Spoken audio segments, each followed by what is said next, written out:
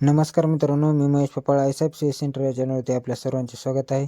तर मित्रांनो, आज आपण या व्हिडिओच्या माध्यमातून ज्या शेतकरी बांधवांनी कुसुम सोलारचे फॉर्म भरले होते किंवा मागील त्याला सोलार पंप योजनेमध्ये अर्ज केले होते आणि ज्या शेतकरी बांधवांनी पेमेंटही केले, परंतु पुढे काय असे अनेक सारे प्रश्न आहेत मित्रांनो.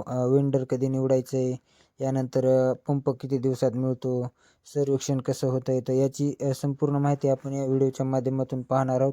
तरी चॅनलवर जर कोणी नवीन असेल तर चॅनलला सबस्क्राईब करा, लाईक करा, जेणेकरून येणारे पुढील नवनवीन व्हिडिओ पीक विम्यासंदर्भात असतील किंवा शेतीविषयक नवनवीन व्हिडिओ आपल्यापर्यंत पोहोचतील.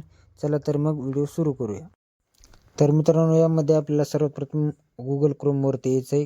आपण कुठेही फॉर्म भरलेला असू, कुसुम सोलारला असो किंवा मागेल त्याला असो, तर इथे आपल्याला सर्च बारमध्ये मागेल त्याला सोलार असं सर्च करायचं आहे मित्रांनो.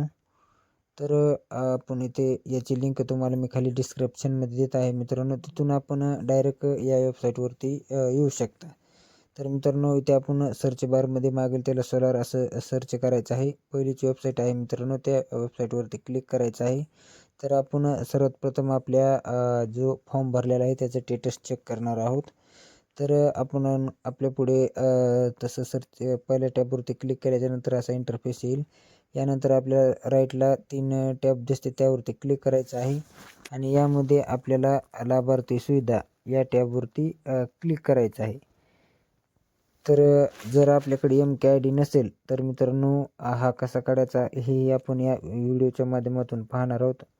यानंतर मित्रांनो, आपल्याला अर्जाची स्थिती या टॅबवरती क्लिक करायचं आहे. जर MKID असेल तर इथे MKID टाकून आपल्याला सर्च करायचे. जर आता आपल्याकडे MKID नाही आहे तर आपण परत काय करायचं मित्रांनो, आपल्याला इकडे कोपऱ्यामध्ये अप्लाय हे बटन दिसत आहे मित्रांनो. तर आपल्याला ह्या अप्लाय बटनवरती क्लिक करायचं आहे. अप्लाय बटनवरती क्लिक केल्याच्यानंतर मित्रांनो, इथून आपण 7 HP साठी, 3 HP साठी आणि 7.5 HP साठी इथून अर्ज करू शकतो. तर आपल्याला त्या अप्लाय नावावरच्या बटनवरती क्लिक करायचं आहे. यानंतर आपल्याला इथे मित्रांनो आधार क्रमांक टाकायचा आहे. बघायचं मित्रांनो, इथे आधार कार्ड क्रमांक आहे. तो आधार कार्ड क्रमांक आपल्याला ज्या व्यक्तीच्या नावाने फॉर्म भरला आहे त्याचा आधार कार्ड क्रमांक तिथे टाकून द्यायचा आहे. आधार कार्ड क्रमांक टाकल्याच्यानंतर मित्रांनो, आपल्याला काय करायचं आहे, साईटला कुठेही एका जागेवरती क्लिक करायचं आहे.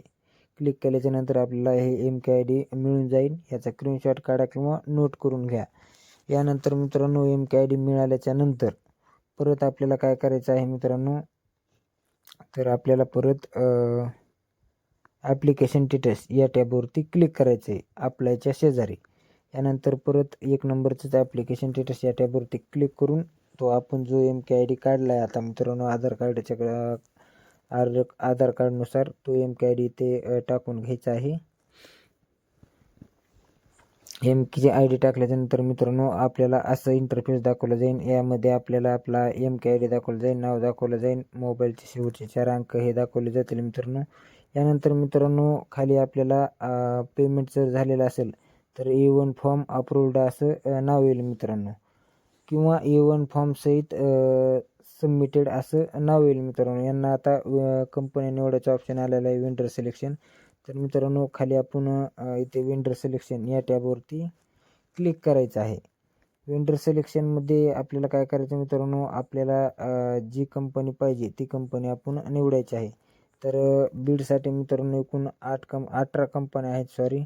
तर आता सध्या एकच कंपनी उपलब्ध आहे मित्रांनो. तर यामध्ये अजून साऱ्या दुसऱ्या कंपन्या यायच्या बाकी आहेत. तर त्याही लवकरच येतील मित्रांनो. जवळपास 20 तारखेपर्यंत याची अपडेट आपल्याला आपल्या चॅनलवरती मिळून जाईल मित्रांनो. तर असंच एक छोटंसं अपडेट होतं मित्रांनो. व्हिडिओ जर आवडला असेल तर चॅनलला सबस्क्राईब करा, लाईक करा, जेणेकरून येणारे पुढील नवीन व्हिडिओ आपल्यापर्यंत पोहोचत राहतील. चला तर मग भेटूया पुढील व्हिडिओमध्ये. तोपर्यंत धन्यवाद.